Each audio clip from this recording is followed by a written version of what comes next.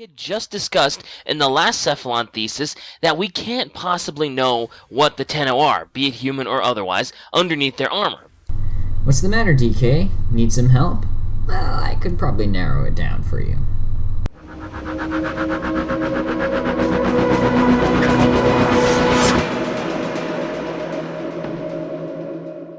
Greetings, agents, and welcome back to another episode of Warframe Theory. Today, we'll be answering the question, what exactly is a Tenno? I was watching DKDiamantes' video on whether or not the Tenno are human, and decided to take the question a step further. What exactly is a Tenno? There are many theories surrounding what exactly is a Tenno, how they are made, so to speak, or rather how one becomes a Tenno. And there's kind of a few main camps as to what exactly a Tenno is. Of course, the most straightforward and obvious explanation is they're just super soldiers in bio armor. And then, of course, if you dig deeper, one can draw the conclusion that they are kind of infested creatures or humans who got the infestation but somehow maintained their humanity and then later became space ninjas. And then finally, there are those who believe the Tenno are beings of pure energy because of what Captain Vor says in the game and also in the tutorial quest. But there are some that disagree with that, saying that you can't fully trust Captain Vor because he's not a Tenno himself, he's not the Lotus, etc. But what if it was a combination of all three? Whenever I see this discussion or debate crop up, nobody ever seems to bring up the point that perhaps maybe all three theories are correct in certain aspects of what a Tenno truly is. So for starters, let's start off with what is canon. What lore do we have to base our theory on what a Tenno is? The first one that comes to mind is the Excalibur Prime lore. It says, "In our desperation, we turn to the void, the blinding night, the hellspace where our science and reason failed. We took the twisted few that had returned from that place. We built a frame around them, a conduit of their affliction, gave them the weapons of the old ways, gun and blade. A new warrior, a new code was born. These rejects, these Tenno, became our saviors. Warrior gods cast in steel and fury, striking our enemies in a way that they could never comprehend. Excalibur was the first." There are a couple of pieces of information that we can glean from this. The most important and the most relevant to our discussion right now is the fact that the void is critical in creating a Tenno. The very first thing the Orokin mention in the creation process of a Tenno is bringing the survivors of the void and building a warframe around them. But what exactly does the void do to these things that eventually become the Tenno? For this, we're going to have to turn to Ember Prime's lore. In it, Colleen, a military officer, is being interrogated about the Zariman incident. The Zariman, it says, is a ship that was lost making the fold from Saturn to the Outer Gates. It was classified as a mechanical failure. One important thing to note is that the Zariman was a military ship. The Zariman, though it had gone missing, returned days later, as if it had never left, and the crew was somehow missing. Well, not exactly missing. Colleen says that she found children hiding aboard the ship, and that she broke procedure, and in the process was somehow burned by at least one of the children. While horrifying, This does kind of give us an insight as to what exactly the Void does to these things that eventually become Tenno. It grants them their powers. At the very least, the Void gives these things that become Tenno a crude version of their powers. So what exactly lies beneath the Warframe? Well, whatever it is, it's definitely biological.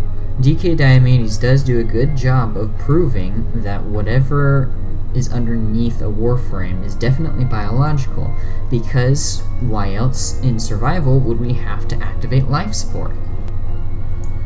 If the Tenno weren't biological, we would have no need for life support.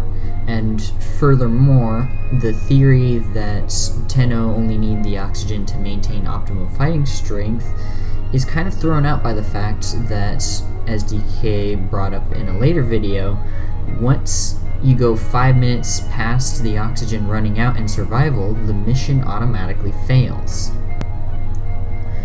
My personal theory as to why the Tenno can continue to fight for 5 minutes without life support is that their Warframes have some sort of very minimal life support capabilities. However, if that doesn't satisfy you, there is another aspect of the game that gives us some evidence indicating that what's underneath the Warframe is biological. Slash procs. When you get slash procced, you start bleeding, and quite visibly so. And of course, if you get killed by said slash proc, or by anything else by that matter, the game describes you as bleeding out. However, all of this seems to conflict with the theory that Tenno are somehow beings of pure energy. But this is where it gets interesting.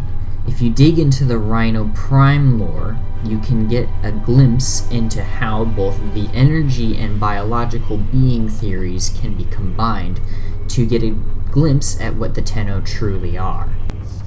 It's very long, so I'll give you a bit of a summary.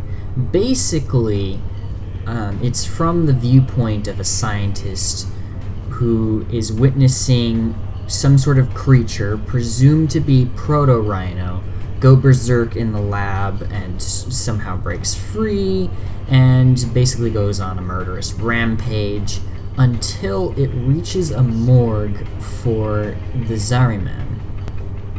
When it reaches this morgue, it suddenly stops, and instead of shoveling dead people into its mouth and eat it, it stops and looks at its hands and realizes what it's done, with blood dripping off and everything. All of a sudden it goes from this primal beast to something sentient.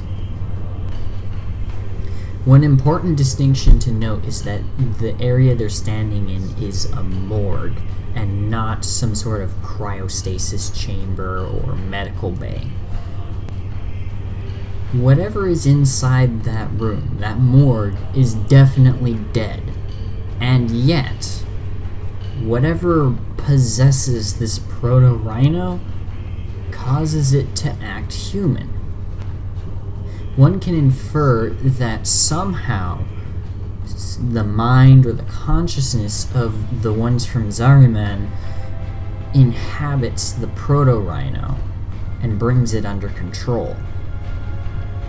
My theory is that one key aspect of the Tenno that we've been ignoring is that their mind, their consciousness, their soul, whatever you want to call it, is some sort of disembodied entity.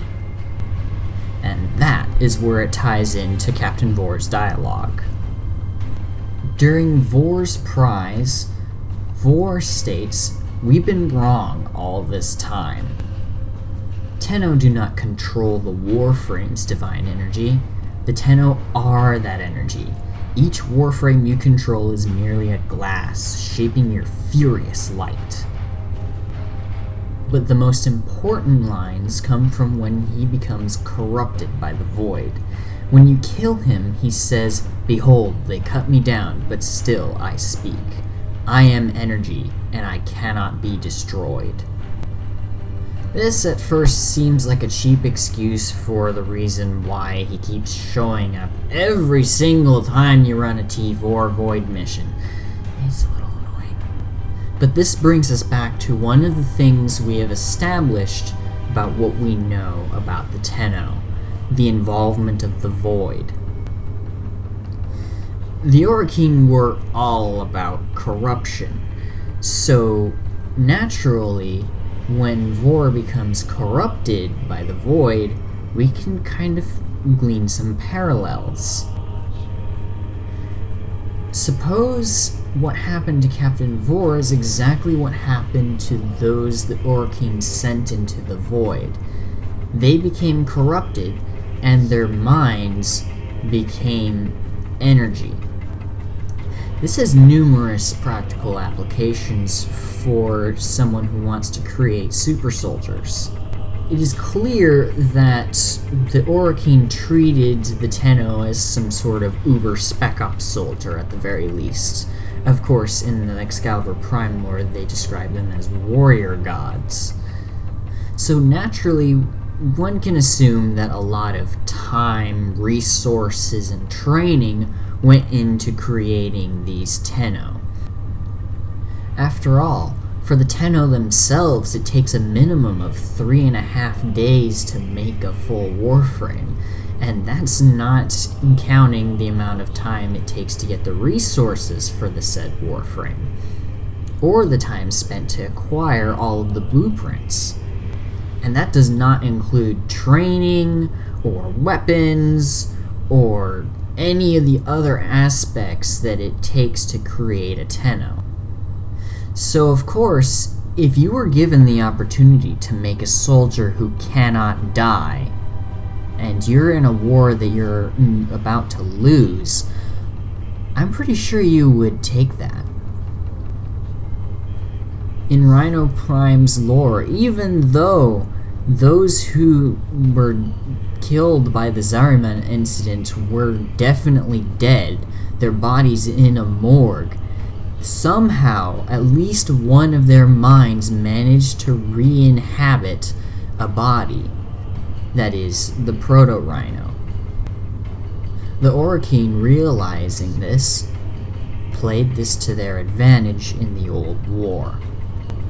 This also would explain why, in-game, we can swap between Warframes as easily as one can swap between a change of clothes. If a Tenno's mind is just a thing of energy, you could take it out of your current Warframe and inject it into a new one, and you'd be good to go. You wouldn't have to worry about putting on the suit or, trying to wear a female Warframe when you're a big bulky dude like Rhino, or, trying to fill out a big bulky Rhino suit when you're someone with the body type of Nova, etc. Of course, up until this point, this has all been conjecture, but I submit to you hard evidence that the Tenno's mind is something of pure energy. This piece of evidence does not come from any of the Codex's lore entries, nor does it come from any aspects of the PvE side of Warframe. That's right, it comes from the Conclave. More specifically, the Annihilation game modes. In Annihilation, or Team Annihilation, your goal is to kill the enemy Tenno and annihilate their Oro.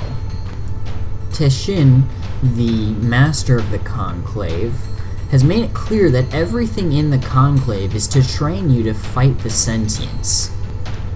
So, of course, Team Annihilation can be seen as a training exercise onto how to kill an enemy who cannot die. But of course, you're not fighting sentients in the Conclave, you're fighting other Tenno, and you're grabbing Oro from them. What exactly is Oro, though? Well, it's clear it's made out of some sort of energy, otherwise it wouldn't shoot lightning all over the place. Wait a second. What exactly allows someone to not die even when they're killed, and is also made out of energy within the Warframe universe?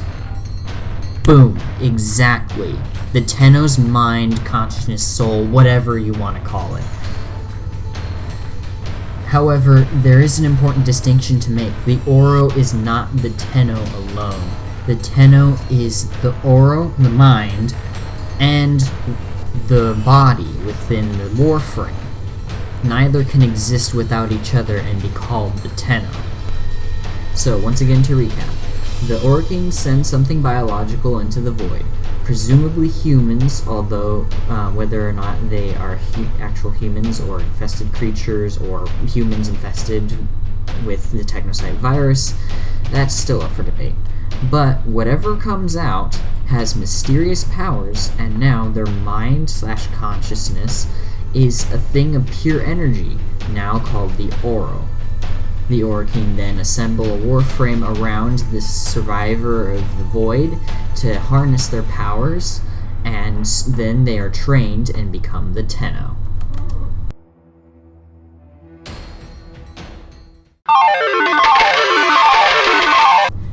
Hey, looks like it's time for the bonus round!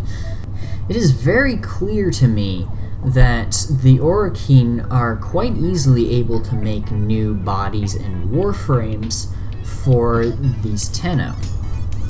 After all, in Rhino Prime's lore, the scientist states that she has experimented on many of its kind when referring to the Proto-Rhino.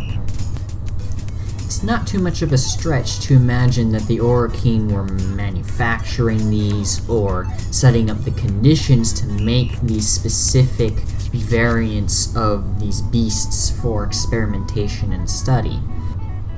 So of course, because these beasts became the basis for the bodies of the Tenno, it isn't so hard to assume that once an original Warframe and Tenno combination was made, such as the original Excalibur, they then were able to manufacture these like they were some sort of weapon.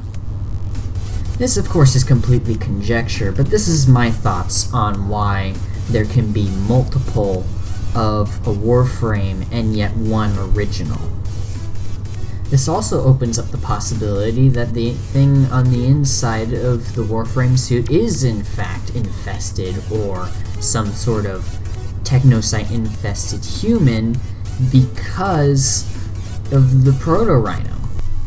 Furthermore, we do know that infested flesh can fit inside a Warframe and control it because of the Mesa quest, although the Lotus does describe infested Mesa as a hollow Warframe with infested flesh underneath, which to me is more indicative of the fact that the specific enemy we were fighting did not have an Oro. But as for the Tenno themselves, the Oro may have come from a human, but that doesn't mean the body came from a human. After all, since we know that the Proto-Rhino was a basis for the bodies of the Tenno, perhaps they were infested creatures, and that's where the Technocyte virus ties in.